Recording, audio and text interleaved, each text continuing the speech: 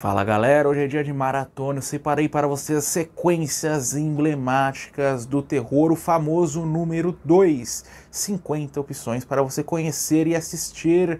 Vocês já sabem como funciona, respire fundo e vamos lá. Eu sou o RRB, que você está no Terror de Hobby, a volta do padrasto abre a nossa maratona quase interminável Terry Quinn novamente. Todo mundo achou que o camarada estava morto, ele fugiu de uma instituição psiquiátrica e ele quer vingança? Não, ele não quer vingança, ele simplesmente quer uma nova família, uma família perfeita. Ele encontra essa família, mas rapidamente ele vai ter desilusões em sua vida, levando-o à figura da loucura e à figura de novos crimes. Terry Quinn impecável, assim como no filme número 1. A maior qualidade dessa sequência é pegar o primeiro volume e repetir, não trazer nada novo, não trazer nada que falte, simplesmente o mesmo filme. Eu gostaria que todas as sequências tivessem essa ideia. O Padrasto teve 3 filmes, uma trilogia, o primeiro e o segundo com Terry Quinn são fantásticos, o terceiro é bem fraco, dos anos 90, saiu, acho que se não me engano, direto para a televisão. Teve um remake que me surpreendeu, assisti faz uns 2, 3 meses, gostei bastante também, com outro ator, evidentemente. Então o remake dos anos 2000 é para um público mais jovem, né? Esse dos anos 80 é violência atrás de violência, muitas cenas gráficas, vale a pena assistir. É uma saga que não tem tanto conhecimento aqui no Brasil, é mais conhecida lá fora, então deem uma chance para o Padrasto e para a volta do Padrasto. Um estranho à minha porta, a sequência de Quando um Estranho Chama do final dos anos 70. Nós vamos ter essa repetição mágica. Carol Kane como protagonista e Fred Walton, diretor de terror menosprezado, à frente da direção, mais ou menos a mesma fórmula, só que nós vamos ter uma nova protagonista, teoricamente, e essa antiga personagem interpretada pela Carol Kane, que vai se inserir na história, tentando de alguma forma ajudar a pobre garota, que é vítima, né? É um trote, um trote se inicia alguém na porta da sua casa e é um stalker ali que quer o fim da vida dessa jovem.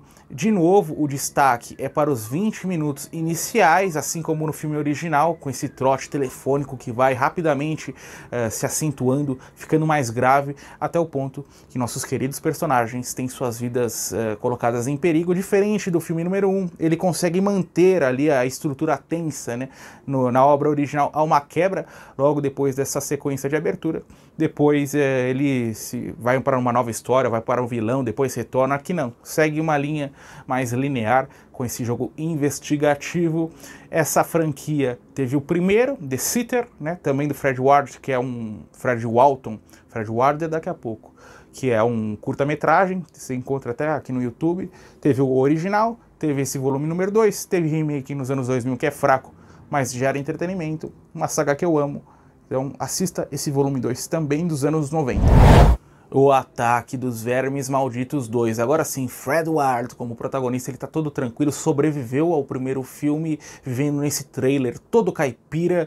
Chega uma nova empresa, né, um sujeito, e ele oferece lá um contrato por cabeça de verme maldito. 100, 200 mil dólares, uma proposta irrecusável. Esses vermes estão aterrorizando uma empresa e ele vai novamente lutar contra essas criaturas. Eu gosto bastante dessa sequência, o pessoal geralmente não curte muito, passou muito no cinema em casa, aterrorizou toda uma geração. Eu peguei pedacinhos, né? Fui assistir completão recentemente, eu nem sabia se era o primeiro, se era o segundo, assisti com uns 6, 7 anos. O primeiro, claro que não chega nem perto do primeiro filme, mas consegue trazer novos ingredientes, novos elementos, sem corromper aquele formato tradicional. O que nós vamos ter? Se no primeiro era no deserto ali, poucas cores, aqui nós vamos ter um deserto também, só que mais áreas verdes. Isso surge como se fosse uma nova fase nesse jogo de videogame, Os Vermes Malditos, é uma espécie de jogo de videogame. Fred Ward, impecável, como sempre, e tem até novas criaturazinhas que surgem ali para gerar todo um novo entretenimento ao espectador. Tem um terceiro filme, não sei se tem um 4, 5, eu conheço até o terceiro, não assisti o terceiro, do início dos anos 2000, repete um personagem também dessa franquia. Entretenimento descompromissado, vale a pena assistir, vale a pena conhecer, dar uma chance para Os Vermes Malditos 2. Jogos Mortais 2, aquela história batida, né? O pessoal aprisionado, buscando por uma resposta, tendo que performar jogos macabros. Assisti faz muito tempo, tem quase 2 décadas, né? Um filme de 2005, eu assisti lá em 2006. 2006, não... 2006, não foi 2007 não, foi 2006. E a cena que me impressionou foi a famosa sequência das agulhas, uma das cenas mais incômodas que eu tive a infelicidade de ver na vida. Eu tenho poucas lembranças, né? Lembro que foi um filme que me gerou muito medo, né? Não é uma franquia que eu tenho como favorita, ou mesmo que eu tenha alguma paixão. Eu assisti o primeiro faz alguns anos também, gostei do primeiro, tem até o Danny Glover dentro do elenco. É interessante, é bem violento, ele moldou de alguma forma o terror dos anos 2000 até 2010, depois veio uma nova onda, felizmente uma onda diferente, mas tem muita gente que gosta. Qualquer dia eu vou terminar essa franquia. Lunático 2, Creep 2, em seu título original, a história do nosso querido serial killer que atrai pessoas com falsas intenções. A galera acha que vai filmar um documentário, uma entrevista, e na verdade a galerinha tá filmando a própria morte. Mark Duplass retorna como esse serial killer, Patrick Brice retorna como diretor. Se você me perguntar qual é o melhor, Creep 2 ou o filme original, eu não sei te responder.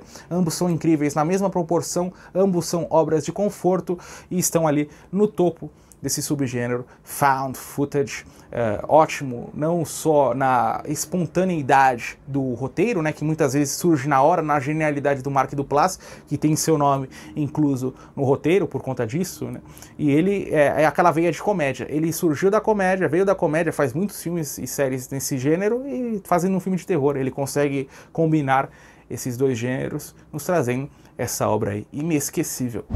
O Massacre da Serra Elétrica 2, a tão esperada sequência, vem em um formato um pouquinho diferente, né? Mais uma obra de comédia do que mesmo de terror. Vai se fragmentar em 2 etapas. Essa inicial, essa aberturazinha nessa estação de rádio, onde acontece um grande massacre, culminando lá na propriedade dessa família aí de canibais. Eu não é muito a minha praia, né? Esse estilo de comédia, né? Comédia agora, né? Muito gráfica. Tobe Hooper novamente à frente da direção, né? Os efeitos aqui são espetaculares, não só de violência, da maquiagem de toda essa família, e o principal, né? Das locações, que parece um labirinto gigantesco, interminável, naquela cena, em sua sequência final, com a protagonista escalando um monte de ossos, um monte de parte de corpos. Eu acho que é um filme interessante. Essa franquia, eu vou me concentrar na franquia até os anos 90, né? Que é onde eu conheci por completo. O primeiro, obra-prima, esse segundo interessante, para quem gosta mais de conteúdo gore, né? Tem o terceiro que me surpreendeu bastante, eu gosto. O quarto é um trash completo lá, com Matthew McConaughey, qual é o nome da outra atriz? Que eu esqueci, Renée Zellweger, que fazia comédia, estava iniciozinho de carreira também. Então aí, uma boa franquia, com inconsistências, trazendo essa comédia do Tobe Hooper fugindo completamente ao que ele conhece, ao que ele tem como certo dentro de sua filmografia. Lenda Urbana 2, tendo como pano de fundo essa universidade, estudantes estão lutando por esse prêmio de cinema que vai ser entregue ao melhor curta-metragem. Em meio a essa disputa, estranhos assassinatos começam a pipocar à nossa frente. Os personagens não sabem que esses assassinatos estão acontecendo, somente o espectador tem um esboço daquela realidade. Nós vamos tentar descobrir a identidade desse assassino. Tem coisas positivas, tem coisas negativas, tem ótimos personagens, tem personagens chatos pra caramba. É mais indicado para quem assistiu o primeiro lá dos anos 90 e adorou. O maior destaque é para uma cena que acontece numa espécie de construção com esse trem fantasma, onde ataques vão acontecendo, os personagens vão encontrando destinos cruéis. Ali sim eles vão ter um esboço geral do que realmente eles estão inseridos, do cenário ali aterrorizante. Então aí, para quem gosta desse terror adolescente, anos 90 e início dos anos 2000, Lenda Urbana 2 está disponível. A Noite do Demônio 2. No primeiro filme nós tínhamos apenas aquela casa, toda a trama do filme acontecia ali dentro. Aqui não, nós vamos ter também uma escola religiosa. O pessoal está realizando um baile, alguns estudantes ficam sabendo dessa casa mal assombrada, vão até o lugar, só que eles vão despertar a maldição E lá alguns vão encontrar destinos cruéis, vão começar a lutar por suas vidas, eles vão fugir exatamente até essa escola. E é lá que o filme vai ter as suas sequências finais, uma obra interessante, descompromissada, está focada completamente na diversão, os personagens, todos os personagens a gente quer que encontrem destinos cruéis, né? A gente torce mais para as assombrações do que para os próprios protagonistas. Então é interessante, inclusive por fazer essa brincadeira, né, com a figura da religião e do ocultismo, tendo esse embate nas sequências ali mais importantes. A Bruxa de Blair 2, o Livro das Sombras, o filme que ninguém ama, mas eu curto, né? Um filme ruim, um guilty pleasure da minha vida. Quando eu dei play não esperava nada e me divertiu durante os 90 minutinhos. É sobre a galera, né? Depois dos eventos do primeiro filme, o pessoal sumiu, né? Como a gente sabe, e aquela floresta se tornou uma espécie ali de local de marketing. Fãs vão conhecer, as autoridades estão preocupadas. Nós vamos conhecer esse outro grupo de amigos, meio ligado à figura do oculto. Eles filmam pequenos documentários, eles vão a essa floresta e vão ter acesso a essa lenda, esse mito, toda essa mitologia obscura. É um filme que diverte por quão ruins os diálogos são, mas tem aquelas sequências de terror legais. Ele é moldado já de uma forma mais anos 2000, ele até antecede um estilo de filmagem, um estilo de cinematografia que seria muito popular a partir de 2004, 2005. Eu gosto das atuações bem exageradas, eu gosto do lado gótico de alguns dos personagens. É uma mistura do gótico para aquele panaca tradicional, o valentão da escola, né, em um formato já de 20 anos. Gosto bastante desse filme, então assista. Se você gosta do primeiro filme, tenha em mente que não é um found footage, que não tem a mesma qualidade do original, é uma obra bem diferente com o mesmo tema.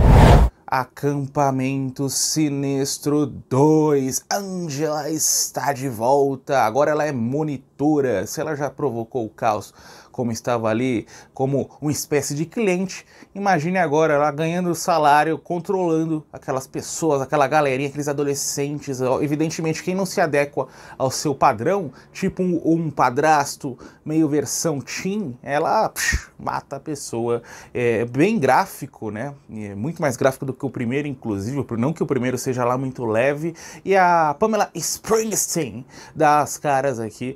Ela pega a personagem da Angela e a personagem, né, a personalidade é completamente alterada. Se no primeiro filme ela era bem tímida, aqui já bem extrovertida, super extravagante. Isso tem aquelas populares cenas mais quentes também, para quem gosta desse cinema como eu, e é cinema oitentista. Tem um terceiro volume, tem um quarto volume que meio inacabado, que eu não conheci, nem pretendo conhecer. Esse terceiro eu também não assisti, se eu não me engano tem até a repetição da Pamela Springsteen, não tenho certeza dessa informação. Uma atuação legal, ela que é irmã do Bruce Springsteen. Gremlins 2, a nova geração. A diferença é o seguinte: no primeiro filme é uma obra natalina, né, cidade pequena, maravilhosa, né, ambos dirigidos pelo Joe Dante. Esse segundo acontece em um prédio corporativo, todo terror, daquelas criaturazinhas atacando lá, andar em andar. É um filme com menos charme, menos qualidade, porém mais bonito na questão da criação desses monstrinhos, né, como eles estão mais móveis, a la Chuck. Chuck sofreu o mesmo processo.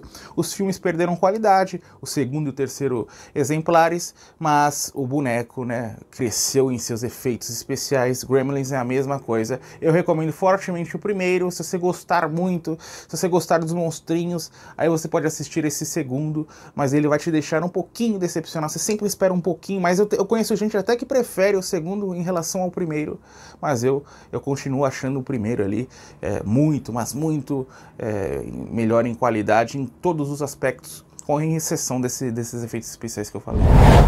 Candyman 2, a vingança. Primeiro, né, Candyman é uma trilogia, tem uma espécie de continuação. Eu falei até em um dos vídeos que é um remake, não, é uma espécie de continuação ali, um formato meio diferente, mais recente.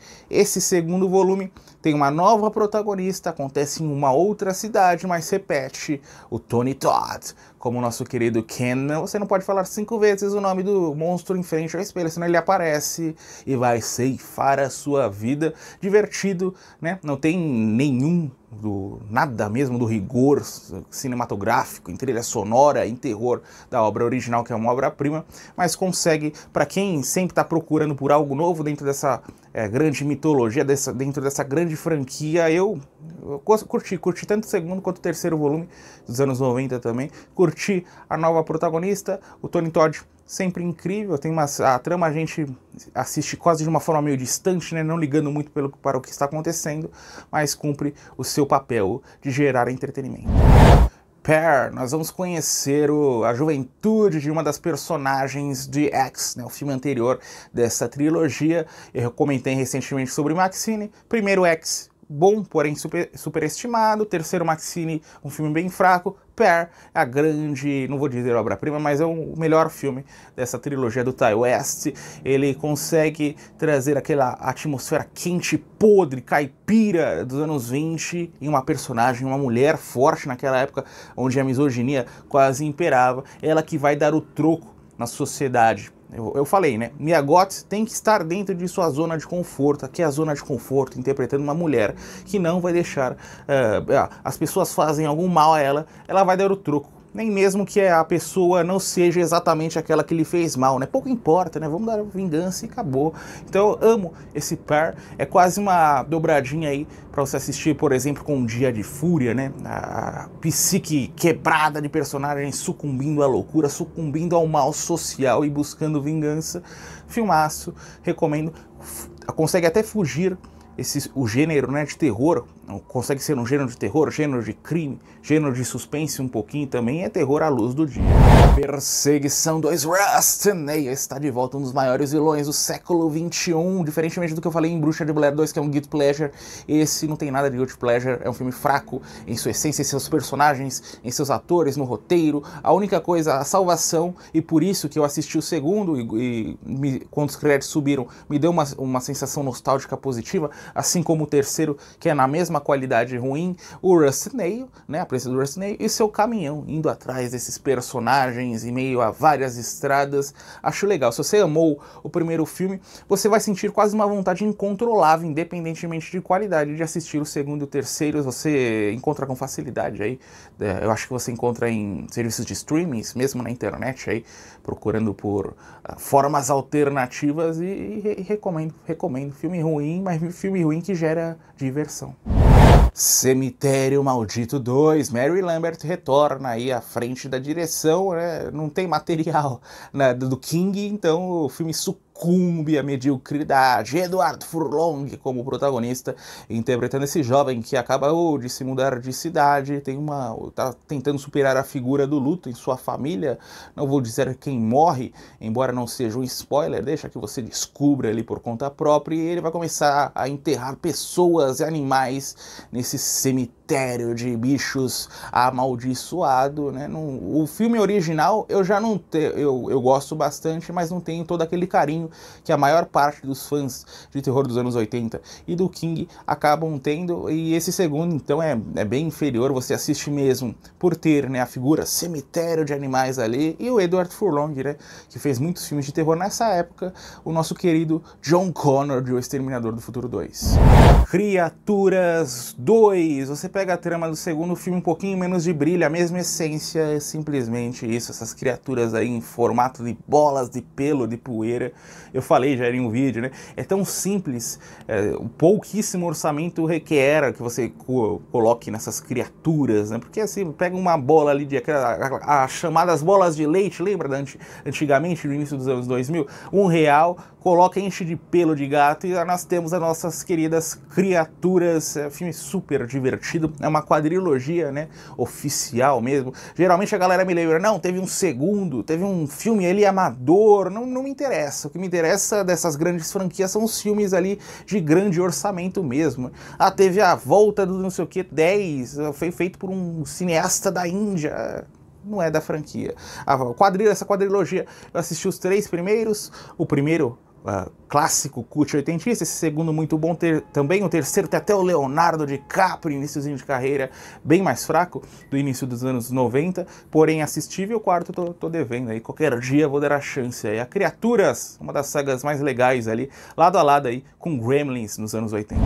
Poltergeist 2, o outro lado, você pode assistir logo em sequência mesmo, terminou com os créditos subirem em Poltergeist 1, você já coloca o 2, porque ele começa logo com o pessoal na estrada fugindo da casa mal assombrada, e eles logo vão se envolver, essa mesma família, com um novo demônio, dessa vez nessa persona desse velhinho assustador, Craig T. Nelson, repetindo aqui o seu papel como protagonista. Nós temos personagens, atrizes que morreram, que não foram, o roteiro simplesmente eliminou a presença da atriz.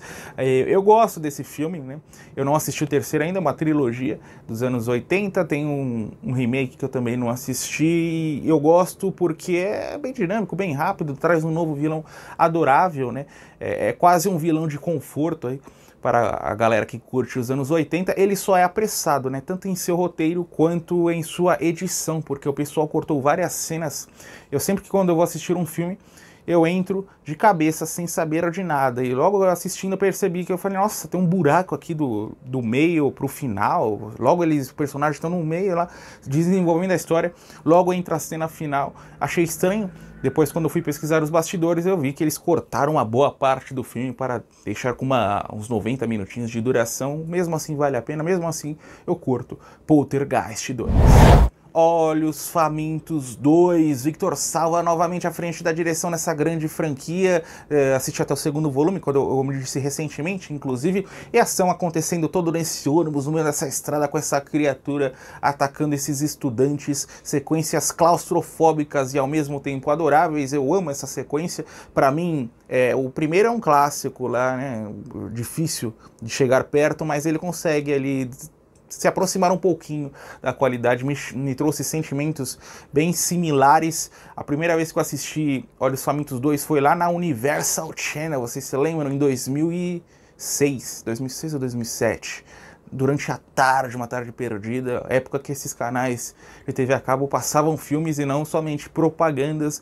Eu acho que o filme não envelhece, né? Tô devendo os outros filmes, eu não assisti ainda porque falam que é uma qualidade bem inferior, né? Então eu acabo dando prioridade a outras coisas melhores.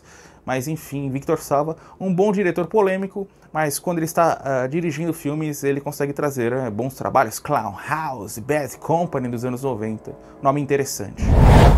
Brinquedo Assassino 2, Chuck nos anos 90, querendo ir atrás do garotinho lá que sobreviveu ao primeiro filme. A mãe do sujeito também sobreviveu, só que ela saiu falando, ó, fui atacada por um boneco vivo, demoníaco. Aí internaram a senhora, porque ela não estava batendo bem, né? Então você chega e fala pra mim, então, uma criatura viva ali em formato de boneco, você vai ser internada, minha filha. Então esse garoto encontra uma nova família, é adotado, né? Tem uma irmã também que foi adotada também nessa família. Esses dois, uma irmã um pouquinho mais velha, e esses dois vão lutar ali contra esse bonequinho. Eu curto da atmosfera sombria proposta para a obra, bem inferior, citei anteriormente em Criaturas, bem inferior, vai caindo de qualidade, mas o boneco mais móvel, mais bonito, mais assustador, e vale a pena essa trilogia, mas mais a noiva do Chuck, né, formando quase uma quadrilogia de muito sucesso, passava sempre no SBT, fui conhecer somente anos depois, já no início da minha fase adulta. Aliens, o Resgate, Ripley está de volta para lutar não contra mas contra um planeta todo habitado pelos nossos queridos xenomorfos. James Cameron pega o lugar aí do Ridley Scott. Seu filme original era um terror atmosférico, sombrio, no meio do espaço, com poucos personagens. Aqui nós temos uma epopeia da ação, muitos aliens, muita tiro, porrada, bomba, alien explodindo para tudo quanto é lado. James Cameron é espetacular antes de Avatar, né? Pelo amor de Deus. James Cameron poderia estar trazendo outros filmes de Alien, outros filmes de O Exterminador do Futuro, foi fazer Avatar, um filme que eu não entendo. E, enfim, esse é incrível em seus efeitos especiais. Só perde mesmo para O Exterminador do Futuro 2 em sua filmografia no quesito ação, que o James Cameron trouxe até Titanic atirando até para um gênero diferente. O Titanic, outro filme que eu adoro. E a nossa querida Sigourney Weaver, incrível, né, na personagem de Sua Vida, ela que interpretou a nossa querida Ripley, por quantos filmes? 4, né? Uma quadrilogia, o primeiro clássico, o segundo muito bom também, uma onda diferente, o terceiro eu não curto tanto, porém é um filme que dá para assistir tranquilamente. O quarto é estranhão dentro da franquia, né, com a Winona Ryder, também recomendo. Enfim, Alien saiu outros exemplares recentemente, não assisti a franquia inteira, tô devendo alguns ainda, principalmente o Covenant, né, que saiu também. Eu assisti o Prometheus, enfim, Alien não tem como errar, você pode fazer uma maratona que você vai se divertir.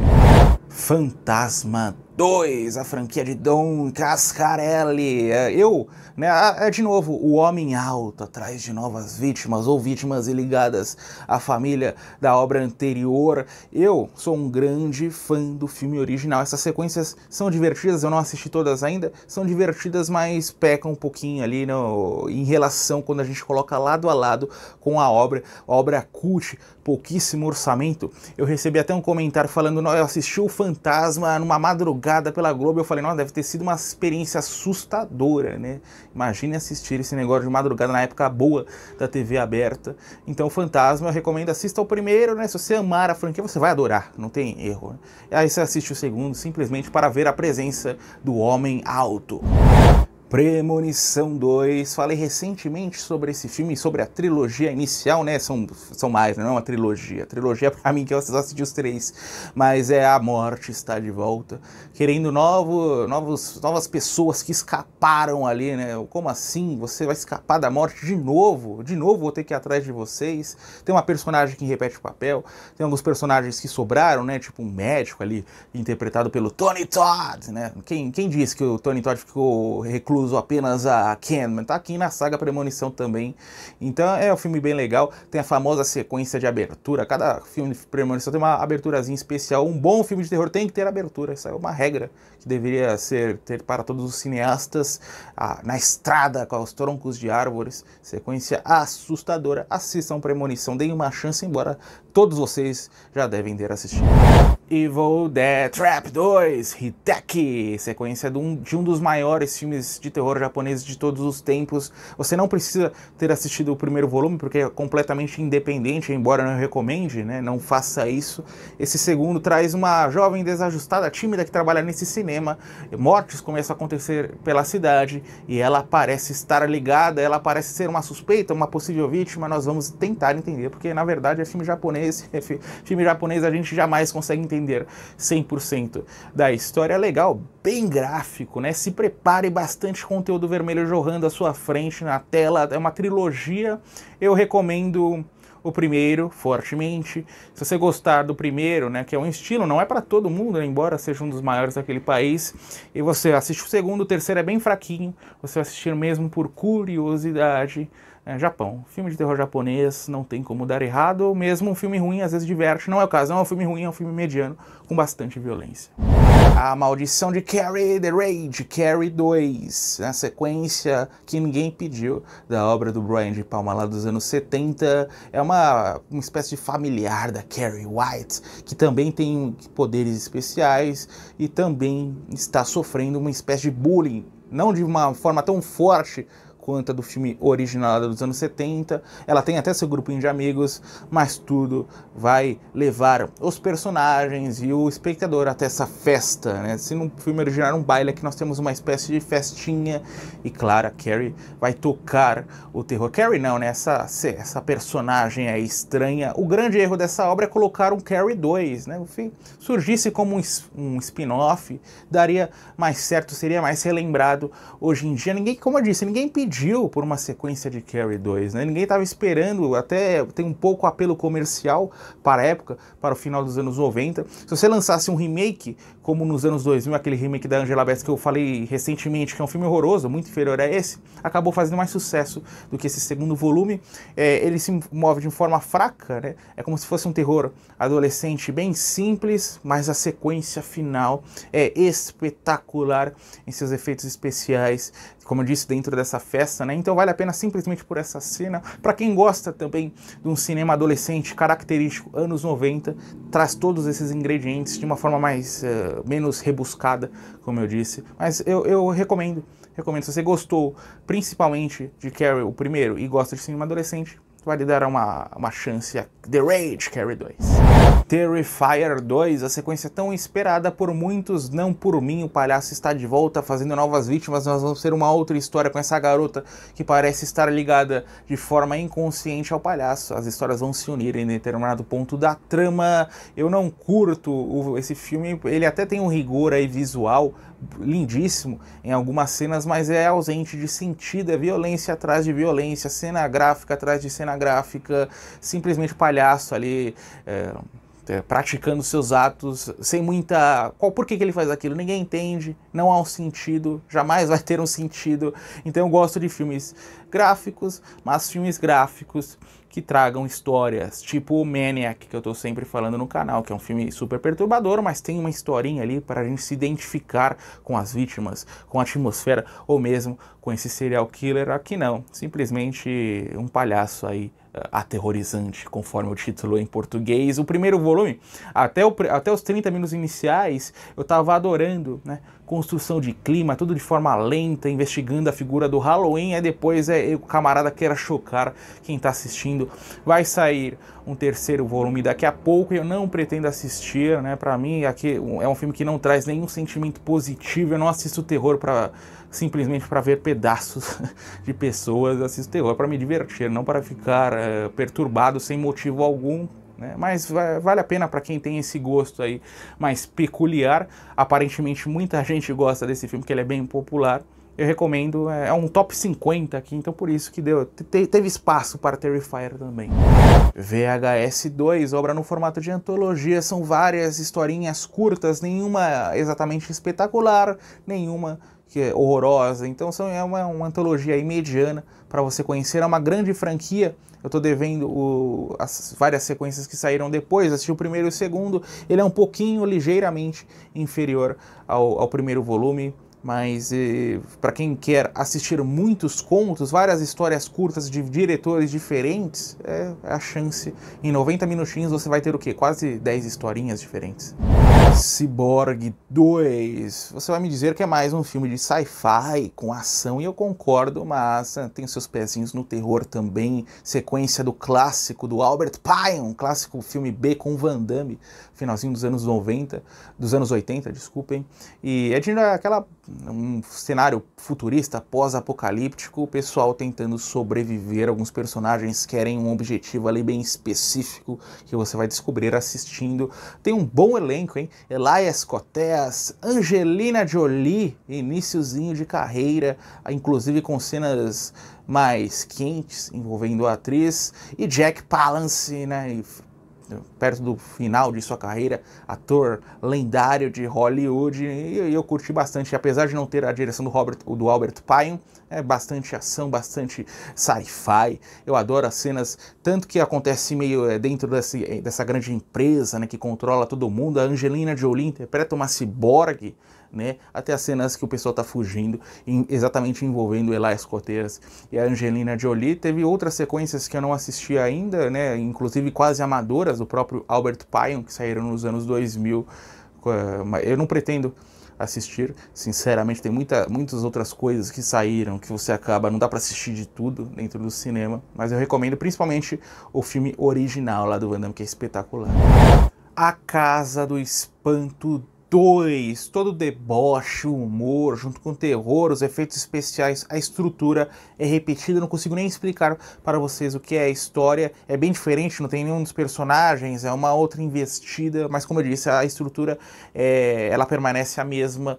O que eu mais gosto é o lado sarcástico, né? Quase uma paródia do cinema de terror, do cinema com casas mal assombradas que a gente costumava ver nos anos 80 e 70. Quando você coloca lado a lado com a primeira primeira, com a obra original, a original bem acima, mas esse segundo diverte bastante, tem cenas ali que a gente dá gargalhadas mesmo, ele até inclui um pouquinho de aventura em determinado ponto da história, que cai perfeitamente ao tom da obra. Pânico 2, um novo Ghostface, as mesmas vítimas. Claro, tem uma outra nova aqui, a Neve Campbell, o Sidney Prescott. O Ghostface está atrás dessa mocinha, o elenco é repetido em boa parte, personagens adoráveis vão encontrar destinos cruéis, cada filme da franquia elimina aí um personagem que a gente gosta bastante.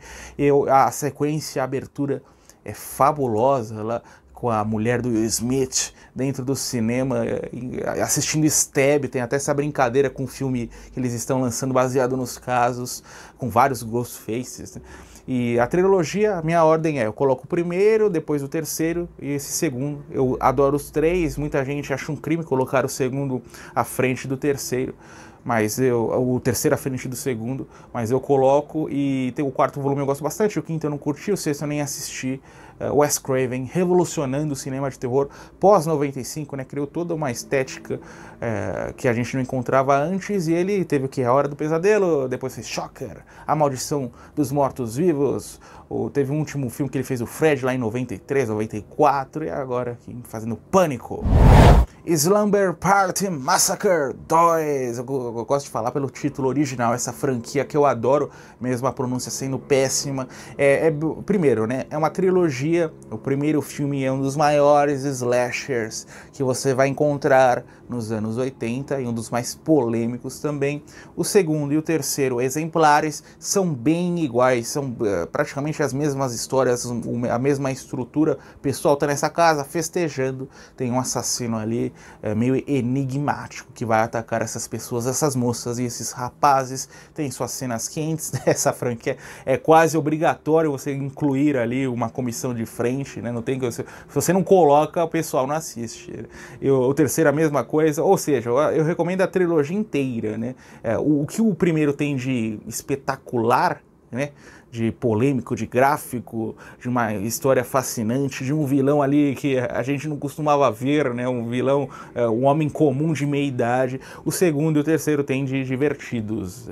Então faça uma pequena maratona, é uma franquia que não é tão popular aqui no Brasil, não sei porque, é mais conhecida lá fora entre os gringos, mas deem uma chance, inclusive dirigido por mulheres, né? O primeiro tem uma diretora, esse segundo, né, o diretor inclusive que sofreu em sua carreira por ter dirigido a obra, esse segundo é uma outra mulher, o terceiro não sei, deve ser outra mulher também. Enfim, assistam, filmaço trash, né, trash, filme B divertido, filme B dos anos 80 sempre diverte.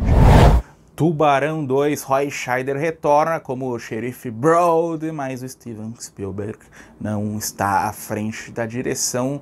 É um novo tubarão que aparece, o xerife Broad novamente ali alucinado. Eu nunca vi ninguém se importar tanto com o seu emprego como o xerife Broad. Se fosse eu, deixa o tubarão matar todo mundo.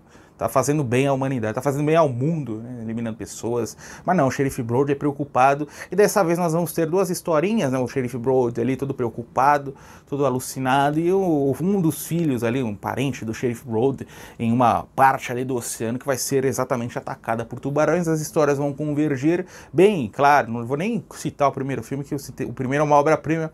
Essa é uma opção bem meia boca, né? Pra ser sincero, a gente assiste simplesmente pela nostalgia. Jaws é uma quadrilogia, né? O único erro de Back to the Future, né? O 2, que sempre trouxe ponderações sobre o futuro. Lá tem o Tubarão 30 e pouco. Eles erraram nisso, né? Que infelizmente Tubarão parou nesse quarto volume. Eu assistiria. Se tivesse 30 tubarões, eu assistiria a todos. Eu tô falando isso, mas eu não terminei nem mesmo a quadrilogia oficial. Eu assisti o primeiro, o segundo. Eu não sei se eu assisti na época da sessão da tarde, passava muito. Eu não sei se era o terceiro ou o quarto. Acho que era o terceiro. Qualquer dia eu tenho que ter. Qualquer dia não. Em breve eu vou terminar essa quadrilogia Tubarão. Roy Scheider não tem como dar errado. Rua do Medo 1978, parte 2. Quando saiu essa trilogia, uma trilogia, fez muito sucesso, um barulho do caramba. Hoje em dia ninguém se lembra, infelizmente é um problema do cinema, da cultura, do entretenimento, né? Porque muita coisa sai, a galera fala muito e logo todo mundo, ninguém se lembra mais. O primeiro filme presta uma homenagem aos anos 90, né? Sempre tendo como pano de fundo essa cidadezinha. Os anos 90, acontece dentro de um shopping, a principal referência é Pânico, é a Pânico, e é o meu filme favorito dessa trilogia. O segundo já vai homenagear, você pode assistir o primeiro e o segundo em qualquer ordem, o terceiro só que requer que você tenha assistido os dois anteriores, né? E o terceiro é o mais fraco da trilogia, ele deixa a desejar, mas está longe de ser um filme ruim, é um filme interessante também. Esse segundo, ele vai prestar uma homenagem ao cinema slasher dos anos 80, acontece nesse acampamento com esse assassino sobrenatural que sai aí debaixo da terra e vai buscar vingança, uma espécie de vingança contra o pessoal que está ali, né, acampando no lugar. É uma homenagem perfeita, né? Não é aquela homenagem forçada que a gente sente a equipe de produção forçando para colocar cada referência, cada ponto ali, cada filme, tipo Stranger Things, a primeira temporada, que é uma força. Não, esse filme está homenageando tal coisa, esse episódio está homenageando esse filme aqui. Agora nós vamos falar sobre Goonies, hein? Esse camarada esteve em Goonies. Aqui não, é uma forma mais suave, acaba funcionando muito melhor, embora eu ame a segunda temporada de Stranger Things, né? Já que eu citei a série, e recomendo, está disponível, eu acho, ainda na Netflix, já que é uma obra original. Você pode comece pelo segundo, vá pro segundo, depois você assiste o primeiro, que é o melhor da trilogia, e aí, se você gostar desses dois filmes, você assiste o terceiro aí, que acontece lá, sei lá, 1600 e pouco, a origem de uma bruxa ali que está aterrorizando essa pequena cidade. Vale muito a pena, boas atuações também. A Volta dos Mortos-Vivos 2, uma espécie de remake da obra original do Dan O'Bannon, muito inferior. O primeiro é uma trilogia anos 80 e anos 90, né? O primeiro é aquele clássico dos melhores filmes de zumbis que eu vi na vida. Esse segundo, eu acho que eu não concordei com essa ideia, eu queria uma história nova, mesmo que o mesmo ritmo, né? A mesma sátira em relação a esse mundo do terror com zumbis. O terceiro é fraco, mas consegue gerar bastante entretenimento. Me lembraram até nos comentários que saíram outros depois, né? Bem fraquíssimos. Eu não considero parte dessa franquia original. A franquia original de A Volta dos Mortos-Vivos, para mim, vai até o terceiro volume. E olha lá, tipo como eu falei em Acampamento Sinistro, né? Mas eu acho que vale a pena assistir por curiosidade. Eles tentam repetir algo que deu certo em Evil Dead 2 e que não combina com toda aquela camada clássica de zumbis dessa franquia aí de sucesso. Rejeitados pelo diabo, essa família psicopata está em fuga das autoridades. Em meio a essa fuga, eles vão promover a figura do caos, cometendo muitos crimes. É uma sequência do A Casa dos Mil Corpos, né, do Rob Zombie, e é uma grande cópia, né? Nesse caso, é uma homenagem ao cinema do Tarantino, em toda a sua estrutura e seu modelo de gravar cada cena, mesmo nos diálogos, e é uma cópia em relação a Assassinos por Natureza, do Oliver Stone, dos anos 90, com a Juliette Lewis, com o Woody Harrelson, o parça do Matthew McConaughey, só que é uma cópia bem feita. É o melhor filme do Rob Zombie, é entretenimento literalmente da primeira à última cena, frenético, não para, a trilha sonora, né, as musiquinhas clássicas ali que se inserem em momentos cruciais, dando toda uma substância aos personagens, a jornada de cada um. Acho que o único filme que a Sherry Moon Zombie, é assim o nome a esposa do Rob Zombie, tá em todo o filme, ela é terrível. Nesse filme ela tá ok, então eu curto bastante. O primeiro filme não é muito a minha praia, é um gore super lá em cima, né? Embora, diferente de Terrifier, tenha uma história para contrastar tudo o que está acontecendo. Teve um terceiro, mais recente, que eu não assisti ainda. A filmografia do Rob Zombie é bem inconsistente, né? Dirigiu também Halloween. O primeiro Halloween, não assisti o segundo. O primeiro é regular, né? Não é tão terrível quanto falam aí por aí. Mas enfim, esse eu recomendo, Rejeitados pelo Diabo. Pode assistir, principalmente se você gosta de um cinema aí, tiro, porrada e bomba. Filme quase nihilista. Hellraiser 2, Renascido das Trevas. Nós vamos ter mais ou menos o mesmo elenco. A nossa protagonista do filme anterior está numa espécie de hospital e nós vamos ter essas duas realidades. A realidade como nós estamos acostumados, essa espécie de inferno com Pinhead comandando cada cena. Essa franquia do Hellraiser, eu assisti até o 4º volume, são várias e várias sequências, a cada 3, 4 meses eu assisto um. Eu esperava bem menos em relação ao 3º e o 4º filmes. O 3º eu acho bem fraco, o 4º um pouquinho superior, até recomendei aqui no canal. O primeiro, aquela obra-prima, obra-prima é um exagero, né? Aquele filmaço quase irretocável do Clive Barker, né, com pouquíssimo orçamento, também baseado em sua obra. Teve um mais recente que saiu, que também é muito bom, recomendo. E é a franquia Hellraiser, né? É para um público mais seleto, né? É de nicho, não é todo mundo que gosta dessa história. Eu confesso que eu adoro. Eu ainda sei o que vocês fizeram no verão passado, sequência de eu sei o que vocês fizeram no verão passado, que termina com eu sempre vou saber o que vocês fizeram no verão passado. Essa trilogia vale a pena simplesmente por seus títulos espetaculares. Freddie Prinze Jr. e Jennifer Love Hewitt retornam para esse segundo exemplar. A Sarah Michelle Gellar infelizmente não está no filme. Acontece nessa espécie de resort de férias. O assassino com gancho está de volta. É o mesmo assassino, é um assassino novo. É isso que nós vamos tentar descobrir. É um guilty pleasure, é um filme fraco, beirando aí a alcunha de obra trash, mas que me diverte. O primeiro filme já não tem lá essa qualidade toda, mas é um dos meus filmes favoritos dos anos 90 de terror, terror adolescente do jeito que a gente ama, lado a lado com Pânico, embora Pânico seja de uma qualidade muito superior. E estão falando que vai sair uma espécie de série, novo filme, que não vai seguir, eu ainda sei o que vocês fizeram, né, com Freddie Prinze Jr., com a Jennifer Love Hewitt, está em processo de desenvolvimento, então vamos esperar. Falam que tem até uma série, né? Eu não sei, eu sei que tem uma série de Pânico, eu não sei se tem uma série de Eu Sei Que Vocês Fizeram também, então vale a pena. Passava muito na Record, eu assisti o primeiro e o segundo, ambos no canal 7, como a gente falava antigamente.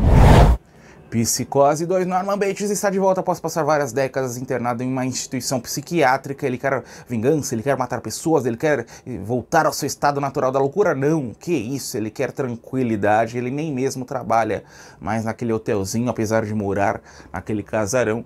Agora ele está efetuando um trabalho, né, como cozinheiro nesse restaurante de beira de estrada, nessa cidadezinha deserta, só que as pessoas o tratam muito mal. Ele até tenta ali se segurar, mas progressivamente a loucura vai dar as caras novamente em seu estado total, e nesse filme, Psicose 2, a gente torce por Norman Bates. Na minha opinião, ele até aguentou demais a sequência que ninguém pediu, assim como o Carrie, mas nós amamos da mesma forma porque ela é fabulosa. A direção do Richard Franklin, completamente diferente do original, sem perder aquele charme nessa atmosfera quente, dessa vez colorido, né, trazendo personagens que beiram ali os estranhos, né, como Norman Bates, desde aqueles tradicionais bullies que a gente gosta de dar uns tapas. É um filme incrível. O terceiro também é fabuloso, eu só não recomendo tanto o quarto, que ele perde um pouquinho do charme. Teve remake do Gus Van Sant, que eu já falei aqui no canal, infelizmente, e filme incrível. A Psicose 2, em sequências, é uma das melhores coisas que você vai encontrar na vida dentro do cinema. A Hora do Espanto 2, a mesma fórmula, a mesma estrutura do filme original, a mesma duplinha, né? O garotão que briga contra os vampiros e o Rod McDowall interpretando esse caçador fake, com algumas mudanças cruciais que depõem a favor dessa sequência. Ao invés de uma casinha, um grande prédio, ao invés de um vampirão, uma vampirona. Eu, quando assisti o primeiro, né, lá em 2008, 2009, eu nem imaginava que tinha uma sequência. Não falam muito, pouco conhecida até, em um cenário mundial. E quando eu falei, não, tem um número 2, beleza, tem um prédio que o pôster logo denuncia, que eu coloquei até ao lado, eu não esperava ver o Rod McDowall reprisando seu papel clássico lá, e ambos estão incríveis, ambos estão super confortáveis. Tem a mitologia clássica de vampiros, né, da forma como nós gostamos dentro dos anos 80, e tem também, né, aquela comédia involuntária, aquele humor bem balanceado ao terror que funciona. Então eu recomendo o original, recomendo a sequência, recomendo o remake. Pode dar o play, A Hora do Espanto é o melhor que você pode encontrar dentro desse subgênero de vampiros. Creepshow 2, show de horrores. Dessa vez nós não teremos a direção do Romero, ele assume o roteiro, obra no formato de antologia com algumas histórias. As que eu mais gosto são a da estátua desse índio que busca a vingança nesse bar de beira de estrada. É a que todo mundo se lembra quando a gente fala da Creepshow 1 e Creepshow 2. vem esse conto do pessoal no lago, em cima dessa estrutura, e essa mancha aí potencialmente devoradora, que vai trazer um caos tóxico. É um filme que perde em orçamento, perde em qualidade, mas mantém um charme dessa pequena franquia. A gente com 15, 20 minutos já percebe, putz, esse aqui é o último, porque eu tava muito apressado, né? A galerinha, o time de produção, a gente percebe isso nas cenas. Infelizmente nós não tivemos mais sequências com grandes orçamentos. O pessoal foi para Tales from the Dark Side, que no Brasil ganhou o título de Contos da Escuridão, se eu não me engano, Contos da Cripta. O Contos da Escuridão tem a participação do Romero, então nós perdemos essa grande saga dentro do cinema, mas ganhamos séries que meio que moldaram esse formato televisivo. Então eu recomendo, se você gosta, principalmente se você gosta dessas séries, aqui é onde tudo começou. Tem os anos 70, tem aquele período do Reino Unido, com o Contos da Cripta mesmo, sequências, mas é um formato diferente, embora baseado no mesmo material. Creepshow não, Creepshow é uma nova cara, uma cara que inspirou essas séries. Eu também recomendo Monsters, uma série mais canadense, o The Hitchhiker, tem muita coisa boa nos anos 90, Goosebumps, Clube do Terror. Ouija, Origem do Mal. Essa menina decide brincar com esse tabuleiro Ouija. A mãe dela até aplica golpes, né, para poder comer, golpes envolvendo até a figura do ocultismo. Só que essa garota brinca com o tabuleiro Ouija para contatar um familiar morto, só que ela acaba liberando uma entidade do mal. Mike Flanagan à frente da direção. Eu acho que essa é a melhor obra do Mike Flanagan dentro do cinema. Tô tirando as séries, né? O filme que mais me agradou, que eu mais gostei, que quando eu assisti falei, nossa, esse camarada tem coisa boa para oferecer. Infelizmente, eu acho que ele não conseguiu manter a qualidade, embora não seja um nome ruim, eu só acho ele superestimado, consegue superar por muito o filme original dessa saga e traz tabuleiros Ouija, né? Adoro esse pequeno, minúsculo subgênero dentro do terror. Gostaria de ver mais coisas boas sobre o tema e não coisas que simplesmente querem ganhar dinheiro do fã que saíram nos últimos anos. Mas esse vale a pena assistir, curte bastante, né? E o Mike Flanagan, tô devendo algumas séries ainda desse diretor aí, em breve vou assistir. Será? A Revanche do Monstro. Primeiro, é uma trilogia, né? A sequência de The Creature from the Black Lagoon, A Criatura da Lagoa Negra. Acho que é esse o título em português. Eu falei sobre o filme original na minha saga, o primeiro volume dos melhores filmes de terror da década de 50. E essa sequência também é super divertida. A criatura foi capturada, ela está nessa espécie de zoológico. Nós vamos fragmentar a história em duas etapas, né? Dentro desse zoológico, com a criatura causando ali dentro, e depois quando ela foge e vai passar a aterrorizar uma pequena cidade super divertida, mas o maior destaque é para a presença de Clint Eastwood durante 10 segundinhos, uma das primeiras aparições desse lendário ator dentro do cinema. Esse filme tem um pequeno faroeste que eu assisti também, Faroeste B, que o Clint Eastwood aparece de longe. Eu falei, não, olha o Clint, né, nome do faroeste, gênero de crime, gênero de ação, dos maiores atores de todos os tempos, então a presença dele também é um atrativo a mais dentro dessa grande trilogia. Recomendo os 3 filmes na mesma proporção. O primeiro, claro, é aquele filme insuperável, mas esses conseguem manter o legado. Infelizmente, né, nós não tivemos outras sequências, outros remakes na década de 70, nos anos 2000. Espero que em breve nós tenhamos aí um novo exemplar dessa franquia que eu amo dos anos 50. A Noiva de Frankenstein. Todo mundo estava achando que a criatura e o Dr. Frankenstein estavam mortos. Eles voltam, eles estão vivos. E esse doutor, ele quer mais. Ele quer criar uma mulher para essa criatura. Essa temática aí do nosso filme The Bride of Frankenstein é o melhor filme para mim de toda essa mitologia Frankenstein no cinema, não apenas dentro dos anos 30 ou anos 40, também supera os filmes da Hammer, supera as revisões dos anos 90 sérias, né, do Kenneth Branagh. Então Boris Karloff repetindo seu papel, tem a Lancaster, né, esqueci, Elsa Lancaster, no papel de sua vida, uma atriz que não teve tanta relevância depois de Frankenstein. Então é um filme aí com James Whale. Você encontrou o maior nome do terror nos anos 30, você encontrou o filme com James Whale e Todd Browning também, você pode dar o play que é coisa boa. Falei sobre essa obra na minha saga, no volume 1 dos melhores filmes de terror dos anos 30, tô devendo aí o volume 2, o volume 3, em breve vai sair, né, uma saga com menos relevância, mas eu não esqueci dela não. E a Noiva de Frankenstein. Adoro, embora não seja tão fã da criatura.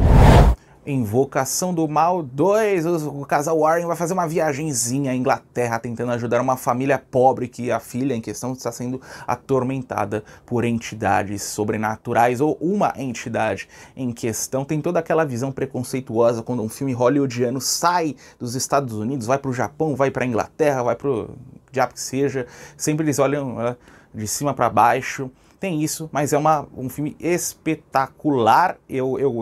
Uma trilogia. Tem mais filmes de Invocação do Mal? Eu nem sei, porque eu assisti o terceiro é bem fraco, eu não gostei e não voltei mais. Falei, não volto mais para essa franquia não. E o primeiro e o segundo são espetaculares. Ele consegue mudar um pouquinho a fórmula do original sem alterar o conteúdo positivo, né? Conteúdo positivo, inclusive em jumpscares que são bem utilizados. As cenas são bem para baixo, melancólicas. Aquela visão de uma família pobre, né? Lutando por dinheiro ao mesmo tempo que vê essa entidade sobrenatural aparecer em sua vida. Então eu recomendo, por mais que seja super popular, a gente torce o nariz para um filme muito popular assim, muito pipoca, que todo mundo tá falando bem, meu Deus, é a última coisa, mas esse eu confesso que eu adorei. Zumbis na Neve 2, falando em filme popular, tem essa pérola aí dos anos 2000. O que eu posso falar sobre a história é que são zumbis nazistas, simples assim. O resto você vai descobrir. Ele é 5 vezes melhor do que a obra original, que já é boa, mas é um terrorzão sério, né? Na neve. Aqui não. É um filme de comédia com terror. Você vai dar gargalhadas em vários momentos do filme, gargalhadas mesmo, não estou exagerando. Eu fui assistir o primeiro com o pé atrás, sai com um sentimento positivo, fui pro segundo, todo mundo falando bem, falei, será que essa coisa é boa mesmo? Fui assistir, fiquei completamente apaixonado. Um dos melhores filmes que você vai encontrar de zumbis dentro do cinema, falando de uma forma geral, dos anos 2000, então nem se fala, talvez aí fique num top 3, top 4, filme fantástico mesmo. Dei uma chance, que geralmente a gente tem certo problema com filmes mais recentes, filmes muito populares, muito pipoca, de zumbis ou coisas do gênero, principalmente para quem ama cinema dos anos 80, anos 70, para quem ama os zumbis do Romero, mas Zumbis na Neve aí é uma homenagem perfeita a esse subgênero. O Predador 2, a caçada continua. O Predador resolveu atacar numa cidade grande nessa onda de calor. E Danny Glover é o rapaz aí que vai tentar impedir, eliminar esse grande predador. No primeiro filme nós tínhamos o Schwarzenegger, agora o Danny Glover. O Predador vai sair em vantagem, né? E eu gosto dessa brincadeira, né, de você encarar o cinema, de encarar grandes franquias como se fosse um jogo de videogame da década de 90 lá do Mega Drive e Super Nintendo, cada filme em um ambiente, um cenário diferente, né? Lembra de Street of Rage, que nós tínhamos uma tela era na praia, outra tela era na cidade grande, uma em elevador. Aqui é mais ou menos a mesma coisa. Primeiro na meio da selva, aqui em cidade grande. Infelizmente eles não continuaram com isso. Adoraria ver, tipo, Jason vai à praia, Jason vai a Hollywood, Jason vai ao Japão. Olha que legal que seria, né? Tem que encarar essas franquias de uma forma mais descompromissada. E esse filme traz o Danny Glover, né? O astro de Máquina Mortífera. Se ele já estava cansado, né? Se ele já estava velho demais para lutar contra bandidos, imagine contra o Predador. Mas ele encara a missão de cabeça em pé, e é um filmaço, né? Dentro dessa franquia Predador eu gosto, o meu favorito, evidentemente. Existe alguém que não tenha o primeiro Predador como o favorito, né? O Predador 2 também é muito bom, teve vários filmes ruins, teve Predador vs Aliens, teve até, falei de jogo de videogame, teve joguinho pro arcade, muito bom dos anos 90. Também fica a recomendação aí em outro formato. E teve um último Predador que foi muito bom, que eu gostei bastante, mas eu gostaria de ver, né? Me tragam mais de Predador dentro de cidades grandes. Extermínio 2, nós vamos ter nessa sequência, mas eu quase não estou mais conseguindo falar a palavra sequência, tanto que eu estou repetindo. Nós vamos ter mais sobre a epidemia, mais sobre novos personagens, novos dramas, sobre esse apocalipse que está acontecendo com a humanidade. É uma franquia aí que eu assisti esses dois filmes, não sei se possui outras opções aí disponíveis. O primeiro era com o Cillian Murphy, né? É muito bom, né? Bem para baixo. Esse aqui tem uma atmosfera um pouquinho mais para cima, um pouquinho mais beleza. Nós estamos nessa situação e o que nós vamos fazer? é um filme interessante, embora não coloque aí entre os melhores dos anos 2000. Sexta-feira 13, parte 2, uma galera não aprendeu, retorna até Crystal Lake, onde outras mortes começam a acontecer. Nós vamos tentar descobrir, né? Eu tô tentando encarar com a cabeça do pessoal que assistiu nos anos 80. Será que a mãe do Jason está de volta? É um novo assassino? O que está acontecendo ali? Nós vamos ter a grande surpresa. Jason pela primeira vez. Se no primeiro filme a gente esperava o Jason, aqui ele de fato aparece com um saco de pão na cabeça. Esses, sei lá, os 4, 5 primeiros volumes dessa franquia, eu gosto de todos, porque por mais que não tenha uma qualidade ali muito elevada, eles conseguem divertir, conseguem trazer esse vilão com vários formatos, né? Primeiro a mãe, depois o cabeça de pão, com o saco de pão na cabeça, depois o da máscara de rock, e esse com saco de pão na cabeça, ele é aterrorizante, né? Se o da máscara de rock ele é mais pop, né, é o meu preferido também, esse ele consegue assustar, ele consegue trazer o terror ao espectador. Então a Sexta-feira 13, são poucos os exemplares que eu não recomendo talvez somente o em Manhattan, né, Jason Takes Manhattan, que é uma obra horrorosa, né. Eles filmaram 15 minutos de filme e depois acabou o orçamento, beleza, vamos colocar o Jason dentro de um barquinho e preencher 1h30. Acaba sendo um filme aí quase intragável, mas o resto da franquia aí, inclusive Fred versus Jason, o remake de 2008, 2009 é bem legal também. Em breve estão falando que vão lançar aí séries, filmes. Tô esperando o joguinho também. Joguinho de videogame é muito bom, joguinho online. Recomendo tudo relativo, quase tudo desse personagem aí fantástico. A Hora do Pesadelo 2, A Vingança de Fred. Você pega a trama do primeiro filme e repete para esse segundo, você repete para o terceiro, para o quarto, é sempre a mesma história. E é esse que a gente quer, né? Uma repetição do Fred caçando pessoas em seus sonhos ou pesadelos, conforme o título sugere. O Wes Craven não está à frente da direção nesse filme, mas é toda aquela fórmula que o Craven construiu, é copiada. A franquia, eu não vou falar que eu recomendo todos da mesma forma que Sexta-feira 13, tem filmes bem fracos em meio a essa saga dos anos 80. Eu recomendo o primeiro, o segundo, o terceiro, o quarto. Nos anos 90 é uma abordagem bem diferente. Tem um volume lá, que é terminando a franquia original, que eles pegam a origem do Fred, acho curioso, com a Fat Koto até no elenco, e tem a versão do Wes Craven, que eu acho um pouquinho, ligeiramente superestimado. Quando eu fui assistir, eu falei, nossa, vou encontrar o melhor filme da franquia, e não é bem assim, né, mas é bem legal também. Teve o Fred vs Jason, que eu citei na obra anterior, enfim, Fred Krueger aí, outro vilão emblemático. Halloween 2, O Pesadelo continua. John Carpenter não retorna para a direção, mas Jamie Lee Curtis está firme e forte como protagonista. Sequência bem diretona, né, dentro desse hospital, com a Jamie Lee Curtis tentando escapar, fugir do Michael Myers, que está de volta. Eu acho que ele consegue honrar aí os elementos que o John Carpenter introduziu na primeira opção. E a franquia Halloween, ela é desastrosa em questão de qualidade. O primeiro é um filmaço, o segundo é muito bom, o terceiro é um desastre de marketing, né? É um filme bem legal, eu curto bastante, mas questão de marketing. Como que alguém pensou que seria uma boa ideia não trazer o Michael Myers num terceiro? Se fosse na sequência, no número 2, beleza, mas no número 3, o quarto, quinto, sexto, então, horrorosos. Teve o Halloween H20, que é bem legal, trazer a Jamie Lee Curtis de volta. Teve o Halloween Resurrection, que eu assisti recentemente, e eu me surpreendi com um filme terrível, né?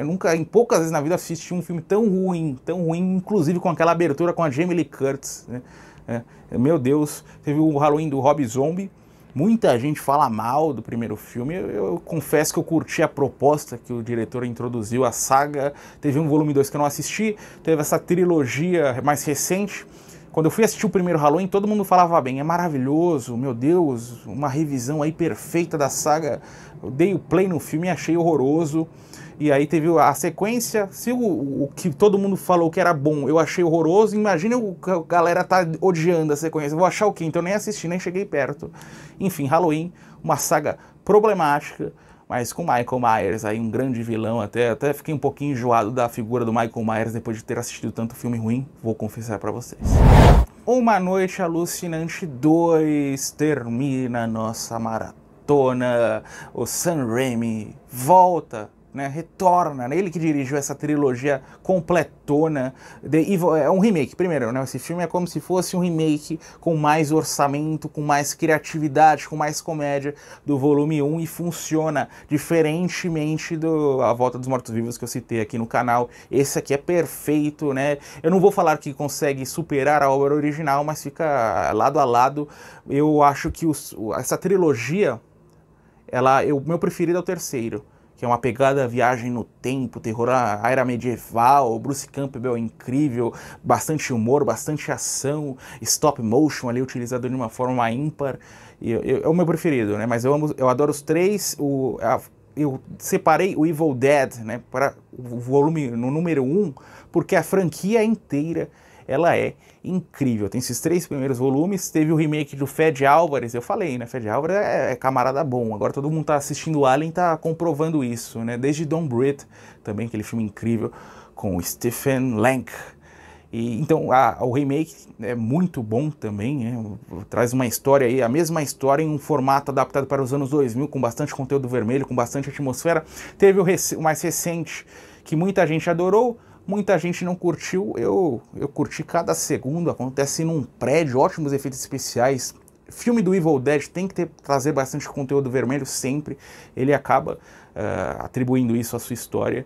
Então Evil Dead, você pode fazer uma maratona que é raro, é raríssimo. Eu não me lembro assim de uma franquia com 4 filmes ou mais em que todos têm uma boa qualidade. A gente está falando de Aliens, que eu trouxe aqui no canal. Aliens tem alguns muito bons, tem outros que dá para assistir, né? É o que chega mais perto, talvez, de Evil Dead. Me lembrem aí, coloquem nos comentários qual outra franquia de sucesso nessa grande saga, 50 filmes que eu separei aqui para vocês, não dá para abordar tudo, né? Muito filme ficou de fora. Se vocês gostarem dessa ideia, me falem que eu trago um volume 2, eu trago um volume 1 de filme número 3, número 4.